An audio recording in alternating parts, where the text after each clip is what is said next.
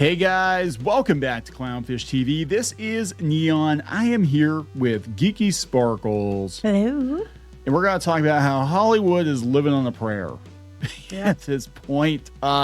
Did a video yesterday talking about a little bit about the WGA writers and how they're being penalized. Some of them are being penalized for daring to work even on independent productions during the strike.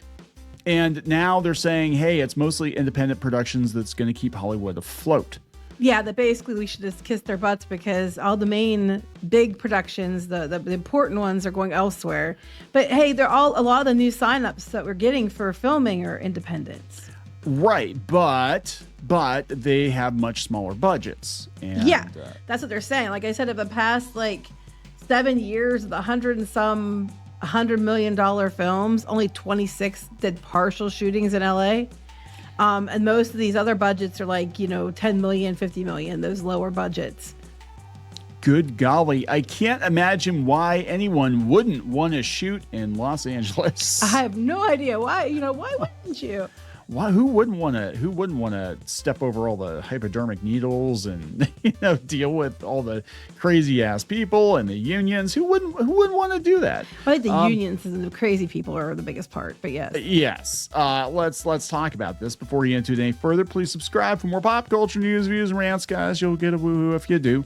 Woohoo. So this is coming in light of Hollywood basically begging for tax credits, and a lot of these productions are moving to Texas, or moving to Arizona, some of them are moving to Florida. They're moving out of Hollywood, and studios realized, hey, we don't need to be here anymore. No, and then really Newsom's losing it because he's like, well, why would Hollywood needs to be Hollywood, and this is where the filming needs to be. I'm like, yeah, because you want the money, and that's what you brag about. And now they're like, nope. Gone, see ya, and you're flipping out. It's interesting though. They're like how indie film in Los Angeles can help each other. I posted on Twitter this morning. I've been thinking about it. I said, becoming an adult is realizing that nobody's coming to save you. Mm-hmm. And I think that's it. Like Hollywood's like, oh my God, guys, Newsom's going to save us. Oh my God, guys, credits are going to save us. Oh my God, guys, Trump is going to save us. So I'm like, yeah, they keep begging him now. Yeah. Nobody's coming to save you. That's how desperate they are. Yeah. The people that were bad-mouthing him a few months ago are all like, oh, shit. Yeah, we need your help now, man. Yeah. If California's not going to bail you out, then, we'll take Trump's help begrudgingly. But we won't like it. We won't enjoy it. This comes from Variety. It's come from Variety, how indie film in LA can help each other. Okay, so let's see what this is about. I said record number of films were recently approved for the California tax credit, mostly lower budget indie projects. Right. And, to be fair, though, I think the future films in general are indie projects because that's where we're seeing our most creativity from. I mean, even ones that are bigger, but they're still considered basically independent, are doing well with a lower budget as compared to, Snow White and the ridiculous budget. Yeah, and that's actually come up. I know I think it was CinemaCon, they said it came up that they're like, we're gonna have to make cheaper movies. Basically, you can't make these $200-300 million movies because they're getting hosed. Then you look at something like Sinners, which didn't cost nearly that much, and it's doing really, really well. Right. Even the Minecraft movie wasn't ridiculously expensive for what it is. No, and that's what we're seeing is more of these independent, lower or lower budget type films doing really, really, really well because they're ones people want to see, and at least they're new and they're fresh and they're something different as opposed to the 101 different sequels, remakes, IP bullshit, whatever, and they're spending so much more money on, and then they're failing at the box office. Yeah, so this is interesting. It said the influx could provide relief for LA's struggling film industry as production levels plummet. I'm gonna bring up a point from yesterday. If you guys did not watch that video, actually I led with the SAG-AFTRA video game strike, and I talked a little bit about the unions, and they kind of did to themselves because currently Hollywood's not recovered jobs lost during the strikes, right? Because everybody costs a lot more, and I think the studios looked elsewhere. And meanwhile, we've got people like Adam Conover going after independent directors. This guy, let's see, Drake. What was his full name here? His name is Edward John Drake, right? Edward John Drake got dragged in front of a tribunal for the Basically, WGA. yes. This is how crazy the WGA has gotten. Why won't we join? I have no idea. He did an independent movie in New Jersey, but somebody ratted him out and said he was doing some writing during the strike. So they dragged him in front of this committee, and Adam Conover, they said he should just get a slap on the wrist. Adam Conover was the one who made the motion to expel him from the WGA. Did they? I think they're trying to, and he's suing them at this point. But they said, yeah, they were just going to suspend him for 18 months because he was writing during, and this whole thing is sticky anyway, because some of these people are like, I'm a writer, director, or producer director. I'm allowed to do some writing. But basically it was other union members narking on. Well, I know the peers. one lady that you mentioned, she was actually had permission initially. And then the places she was working with, said they weren't going to do something that they turned around and did anyway. But, they were going after her. And she's like, I had special permission. I worked with the lawyers ahead of time to make sure it was all good to go. Yeah. And that's just it. It is insane. They're freaking out because if the productions move out of California, in a lot of cases, not in every case, but in a lot of cases, they're not working with the unions. So they're freaking out about that too. But the thing is that you're making a damn good case for people not to join your union, to just, and same with the video game strikes, just to kind of recap the other video. They're on strike right now, but what happened was with Genshin Impact, the voice actors on there are basically being told not to work, even though MiHoYo is not a studio shop, like it's not a studio gig. They don't have to strike it, but they're being strongly dissuaded from doing any work to quote unquote stand in solidarity with the other people that have been out of work for like 9 months. Yeah, but here's the thing is a lot of people go out of work for all this time and you're supposed to stand in solidarity, and then they turn around and you're not the one that gets to work again. So you just wasted your months of your life so that, people that are the ones that are going to get hired are going to get paid more. Right. And that's what I said. That's what's so sickening about this whole situation is there are a lot of people that they've never gotten their jobs back, but they went on the picket line so other people could get paid more. So shouldn't those people stand in solidarity with their friends not having a job another? Oh, no, It's only until you get what you want. Adam Conover is getting another streaming deal. Why? He's a dipshit. Yeah, he's got another, like a cartoon or something in the works now. Was his wife like an animator or something? Yeah. And so he's like big into the unions. Plus, he's probably getting paid for being on the board or whatever. I don't know. Right. So he goes and stirs shit and makes a big show of everything, and then everybody supports him, and he gets more gigs.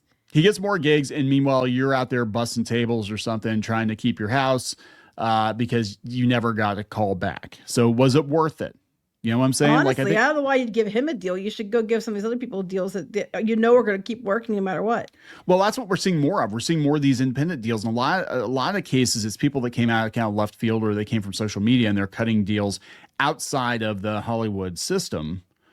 And they're making their movies and their TV shows or whatever they're doing it outside of LA because it's cost prohibitive and the people there are batshit crazy, a lot of them. So I don't blame people for doing that at all.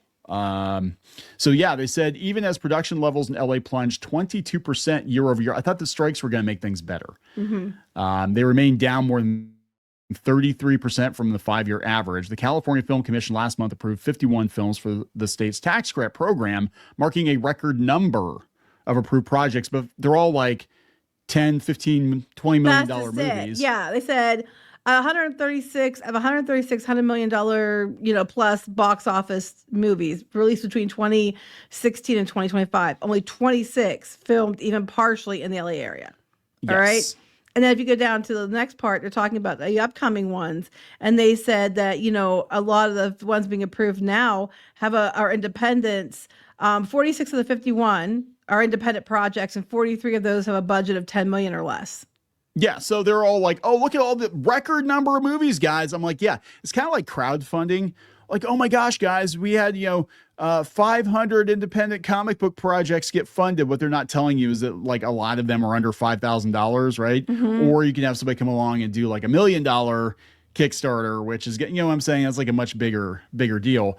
So like all of these movies together equal one Disney movie, basically. Pretty much. Yeah. And it's like, they're all very low budget movies for the most part. The majority of them, 90% is considered low budget. Right.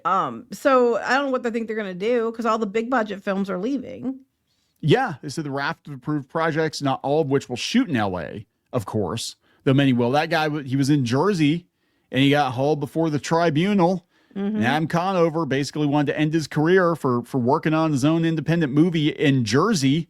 I mean, that'd be like dragging Kevin Smith out and being like, hey, dude,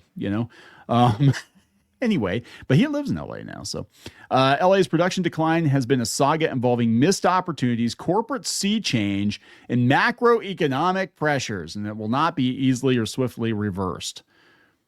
No, because you broke it. You broke Hollywood. Like Hollywood was already in decline, and they were up against it with Netflix and streaming, and a lot of these studios nuke themselves chasing streaming, which is true. But then you made yourselves a lot more expensive and a lot more expendable. And the shutdowns, I mean, this is, Newsom's trying to get more tax credits. I'm like, you shut everything down in California. And a lot of people were like, you know what? We're not going to do this again. Right. And then, there's lots of going on that Newsom's kind of, at the heart of that isn't working to their advantage. And a lot of people don't need to be there. Like, why would you have to stay in California and put up with a lot of the crap that goes on there when you could go other places? And you don't have to. You're not locked there. He wants to make it sound like, well, why would you shoot anywhere else? Well, the list for why you would shoot other places, I'm sure, is a lot longer than why you would stay in LA. Yeah, when we're talking film shoot, we're not talking about getting shot. Okay. Oh yes, we're talking about I think that was established. People understood I meant that. But yeah. Wow, this is dire though. But for the long-suffering local industry, half a loaf at this point is better than none. Golly, we said the same thing during the strikes. We said right now is really, with the studios being in the state they're in, right now is not a good time to ask for more money. You're just going to get projects canceled and get yourselves canceled. And here we are. We said it's better to just kind of work with what you got or meet them halfway or something, because what's going to happen is you're not going to have anything because they don't have it to give you. You don't. And I think they just used it as an opportunity to stall out, to force majeure, cancel shit. Yes, is what they did. Yeah, because they and you let them. Yeah, you played right into it.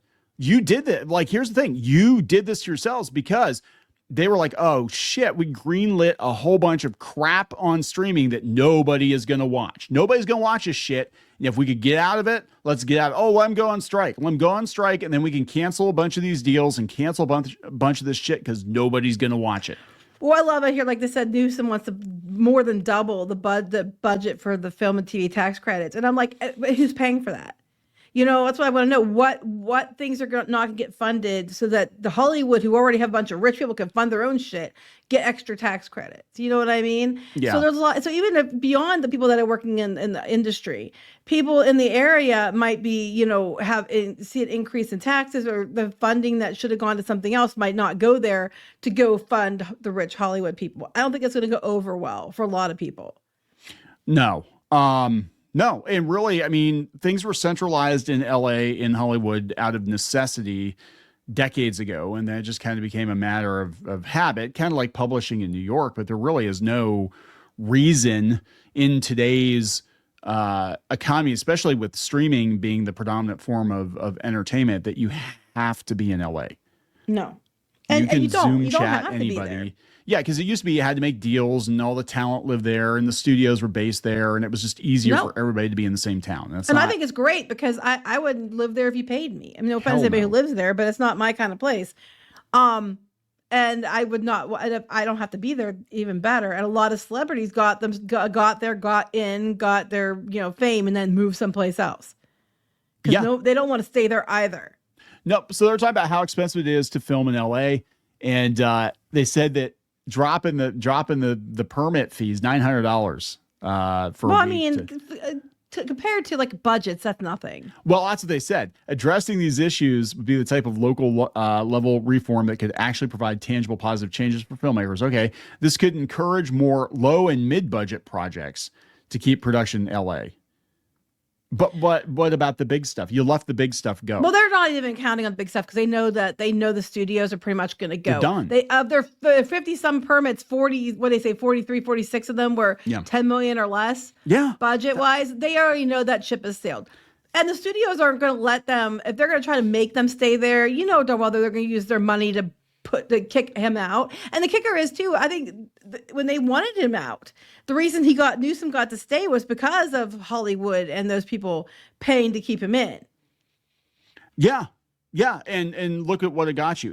His policies led to the destruction of the entertainment industry, I believe, because it was already kind of on a thread. But then again, the shutdowns and the strikes and everything, why would you stay? You like California, your family's there, I guess. You like the weather. I don't know. It's ridiculously expensive. You don't need to be there. And studios, they might have their headquarters there, but they're going to be doing global productions. Netflix, most of their stuff now, they're importing it from all over the world. They don't need to film it. Pretty much. Under $10 million. What were they going to do? A bunch of Hallmark movies or some shit? Again, some of the indies are stupid as hell, but there's a lot of things that are more exciting and are smaller budget independent films that are more exciting than what the big things that Hollywood's cranking out, because it's all the same stuff over and over again. They basically find something that works and they keep milking it instead of doing new things because they don't want to take risks. Where you're going to get the fun, inventive risks are going to be the independents. Yeah. Yeah, and that's true. I look over the years and, some of my favorite movies were smaller budget movies and they had to work with what they had. That's where you get creative. That's where you get I think inventive, and that's where I think it resonates with people. I think a lot more than these big budget. Okay, Star Wars back in 1977 resonated with way more people than Disney Star Wars, just saying.